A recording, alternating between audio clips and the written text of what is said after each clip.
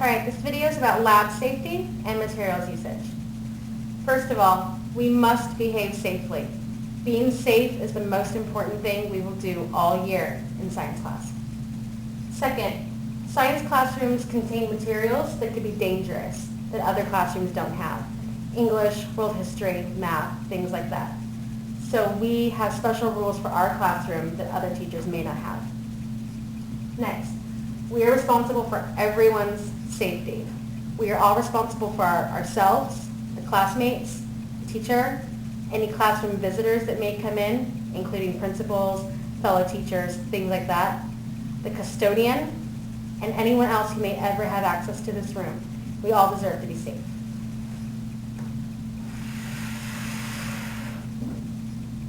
Next, some safety equipment that you might need to use.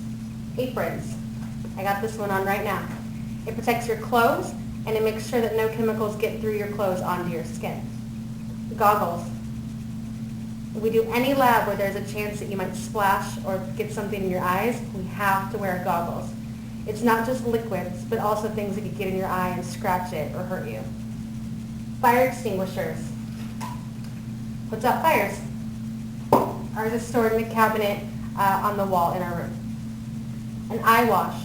This is where an attachment is put on the faucet. When you turn on the water, it sprays the water upwards so you can rinse your eyes out in case you got something in them. And gloves. Keeps your hands safe. Make sure that you don't get any chemical burns or anything else on your hands. A fire blanket.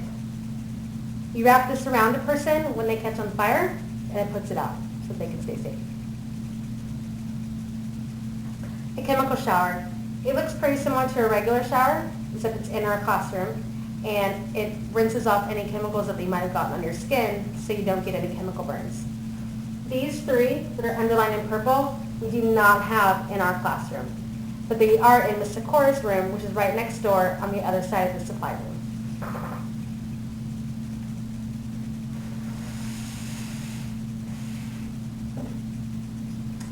Now some safety rules. First, wait for instructions. Do not do anything until you're told what to do. There may be materials on your table when you come into class, but leave them alone until you're instructed what to do. Second, follow all instructions. For every lab or activity we do, you'll have instructions to follow. You need to make sure that you do them. Third, do not enter the storage room. This room is shared with us and Ms. Sikora, and it includes a lot of chemicals that the older kids will be using that we don't need to get into. Fourth, always wear your goggles. If you're doing a lab, again, where there's a chance that you get something splashed or thrown into your eyes, you need to make sure that you wear these. Vision is our most important sense. You need to make sure that we protect it. 5, all spills must be cleaned up. How we deal with that depends on what the spill is, and you need to ask before you start to clean it up. You might clean it up, it might be me, or it might be the custodian. It depends on what the chemical is.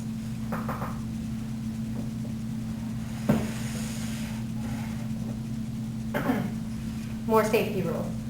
Number 6, wear proper clothing. If you have long sleeves, be sure to push them up. If you have long hair, pull it back in a ponytail. If you have a lanyard on, make sure you take it off. We don't want to have any chance of sleeves catching fire or lanyards or hair getting damaged. No food or drink. We need to make sure that we're not eating or not drinking in the lab. It could be dangerous if we were to get something in your food. 8, assume all chemicals are dangerous. Even the most mundane thing or the most simple thing can be dangerous if splashed in your eyes or got on your skin. 9, if you are splashed, rinse it with water. We have several sinks around the room. Splash some water on it until you make sure that you get all the chemicals off. Number 10, don't take anything with you. Not only is this against the honor code, but it could also be dangerous if you took some of the materials outside of our room.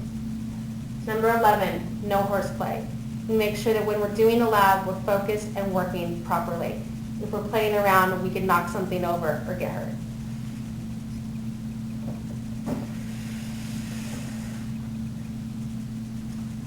Lastly, do not point test tubes. We probably won't use test tubes very often in this class, but if we do, make sure you don't point them at someone else if you get in their face. 13, only pour down the drain when told to. Some materials can't be poured down the drain because it's not safe. Some drains are connected directly to a river. So we need to make sure that if we're going to keep ourselves safe, we also keep wildlife and the rest of our community safe. 14, keep your things put away. Your books, your binder, your lunchbox, things like that, you make sure that they are safely kept under your table so that you don't trip over them or knock something over. 15, know where safety equipment is. I will show you where the goggles and the fire extinguisher are. The rest of the materials can be found in Ms. Sikora's room, again, which is directly next door across from the supply room. And last, if anything breaks, tell me. Do not clean it up. You can get hurt in the process. So just let me know and we'll figure out how to take care of it.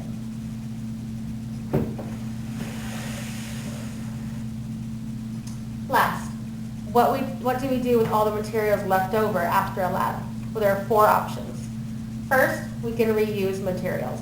If they're in a safe, clean state, or if we can wash them and get them clean again, then we can reuse them. That's our best bet.